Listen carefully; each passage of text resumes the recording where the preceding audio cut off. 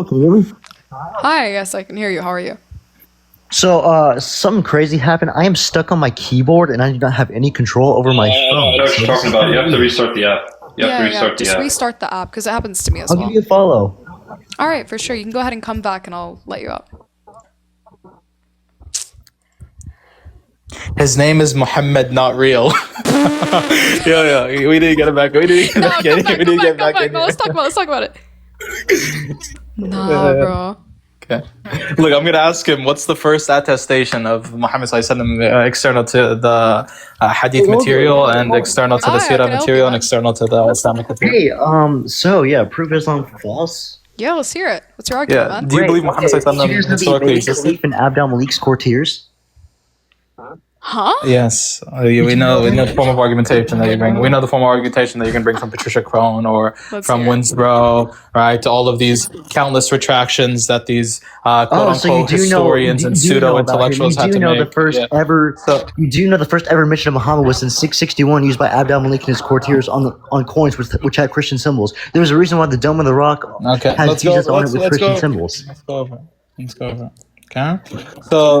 So you believe Muhammad sallallahu alaihi wasallam, he was first attested to by name when in He never 680? existed, sir. That's a very unintelligible Well, thing to I'm say. saying, sir, his first historical attestation. Yeah, Mahmoud, you just completely His dodged the question. first historical Oh, man. attestation I need a came little more over substance 100 than years that. after his death. Right. So no, that wasn't an invitation. That wasn't an invitation to talk. That was listen to me, right, and respond in an intellectual fashion. Very simple. So, do you believe the first attestation of this specific individual, right, was when exactly? In 680 or 690 or when? No, 661. Is my connection off? Yeah. No, Is my connection off here? We can hear you. We can hear you. Or is it good? You're chilling. Okay, because it said poor connection. Okay, so right here. So he said 660 or 661 is the first attestation that we get of the Prophet Muhammad sallallahu alaihi wasallam and any sort of mission that is being predicated upon this specific individual who came to the Arabs, who came with revelation, who came with this wisdom, who came with this guidance, who came with Tawheed, so on and so forth. So let's go over what Nicholas Sinai says. This isn't Abdullah Sinai. This isn't Abdurrahman or Muhammad Sinai. This is Nikolai Sinai. Let's see what he says. Please give me a big screen. Okay, so this is the Quran, a historical critical introduction. So what does he say right here? Give me a source outside of says- Islamic sources. Yeah, this is a source outside of the Islamic sources. No, it's not. Go to Bum. Luxembourg. Go to Luxembourg. Oh, I got you.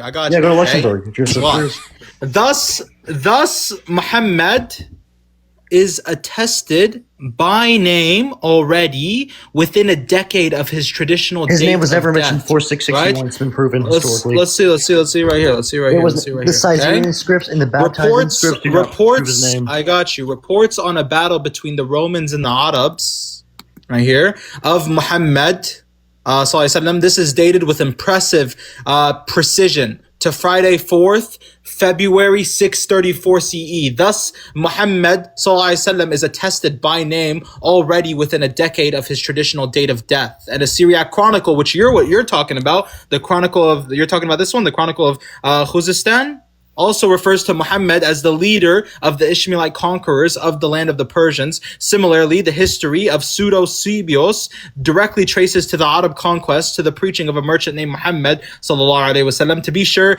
it is likely yada yada yada. The preceding references make it rather improbable that the late attestation of Muhammad sallallahu alaihi wasallam on coins indicates the figure of the Islamic prophet is only a late 7th century fiction, which is what you're claiming. It makes it improbable because we already have early attestation of his existence, of the battles that he would have took place in, and of I just gave you multiple sources. Okay, Really, I just gave you multiple sources, and I'm gonna go even further. I'm not gonna quote a scholar after this. I'm gonna quote you a specific inscription right here, and let's see what he says. Non-Islamic sources, be quiet and shut your snout. Dodging the question. You're gonna shut your snout while I'm speaking, right? Because I'm actually bringing something to the table, and you're actually being educated. So yeah, go back to whatever you were doing. Okay. So non-Islamic sources Just shut this down.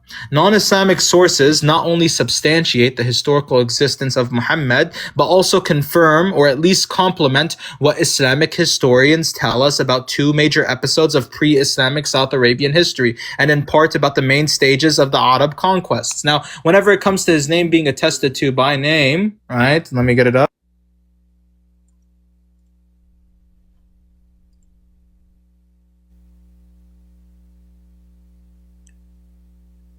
My bad. Have you seen this specific shahada, right? That is dated a couple decades, I think 50 to 60 years, right? But this references him, and this is the shahadatain. This is the shahada, the full shahada that's mentioned, and it's carved on a rock, and it's in an ancient inscription, basically a couple decades after the death of the Prophet Muhammad sallallahu alaihi wasallam. So whenever it comes to historical corroboration to the events that he took place in, whenever it comes to historical corroboration from the Islamic sources, when it comes to the epigraphical data, when it comes to the archeological data, when it comes to the ancient paleographical data, whenever it comes to corroborating events and sources pertaining to the battles and the wars that the Muslims took place in, whenever it comes to these Christian sources, Sibios, right? A Christian historian, Sibios, where he writes and he mentions the Prophet Muhammad by name, and talks about how him tracing back to Ishmael, and talks about the promise that was made with Abraham. Whenever it comes to all of these sources, whenever it comes to all of this evidence, whenever it comes to all of this epigraphical data and this archaeological data and everything that we can use to conform to the Islamic narratives and events, and not even that, this is just things that are external to the Islamic tradition,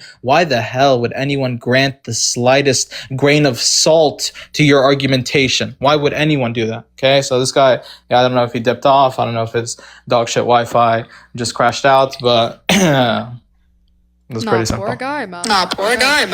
Ooh, mean echo. Is it from me? I'm not sure. Oh wait, It's no, it's from me. gone. It's gone. It's gone. You're good. Okay. Where?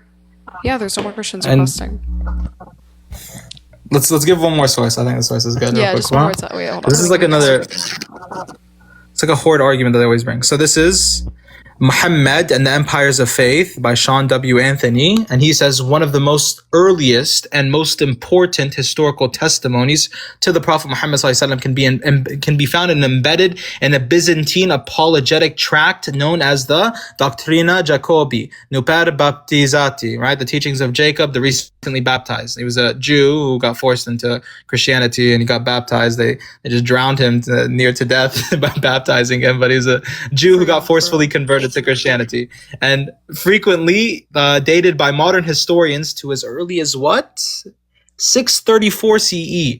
Okay, a mere 2 years after Muhammad sallallahu alaihi wasallam's death. The tract curiously asserts that a prophet has appeared among the Saracens, right, who claims to possess the keys to paradise. The Saracens is the most common contemporary Greek name for the nomads and the oasis dwellers of Arabia. The Saracen prophet is not named in the work, right? So this is what he's trying to dispute, but it is nevertheless readily recognizable from its description of his message. The Doctrina Jacobi has long been regarded as one of the most important testimonies of the early Islamic conquest. So he's saying, he would argue in retortion. He would say, since the Prophet Muhammad isn't mentioned by name in this specific document that talks about this prophet who has been basically went to the Arabs, went to the Saracens, he claims to possess the keys to paradise, right? This argument is completely flawed whenever we look at it from a historical narrative. So Cora, if I was to ask you, if I was to ask you, there was a man in the 1st century and he preached the gospel, and according to the historical narrative, he was crucified under Pontius Pilate, and he had disciples and he had apostles, and he